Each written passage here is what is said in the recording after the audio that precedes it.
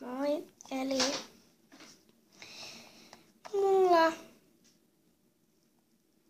oli sitten tullut Ruutunetista 2 kirjekuorta ja minä sellainen tupla, no mulla on valkoisia, minä avataan ne.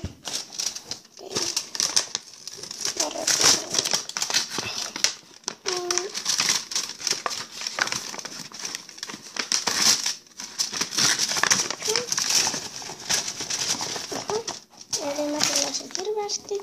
Ensimmäinen tämmöinen seisova kissa ja en muuten myy sitten mitään. Sitten mä otin kaikkia hienoja.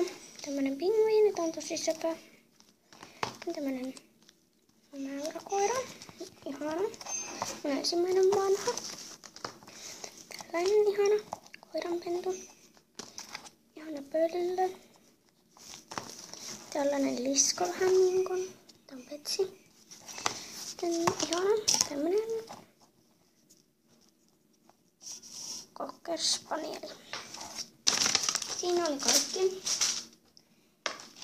Tämän kirjaan hommelit ja sitten otetaan tämä toinen.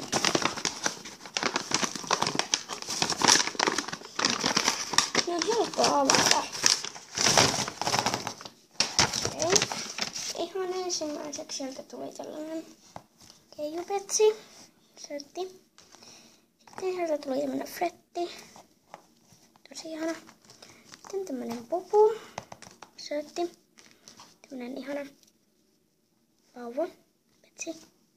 Sitten tällainen glitterpetsi. Tällainen perhonen. Tämmönen tosi sypä kissa, joka on ollut monessa sarjassa. Tällainen vanha kissa. Ja mun lemppari oli siis tästä tämä.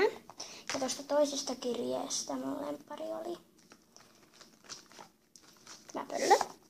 Ja viimeinen tästä tuosta toisesta kuoresta tämmönen. Tässä on kaikki, mitä mä sain ja vielä näytän. Eli tää oli mun lemppari tuosta toisesta kuoresta ja tää oli mun lemppari siitä. Et mä en tykkää mistään semmoista kovis. Sellaisista petsistä, mutta moikka!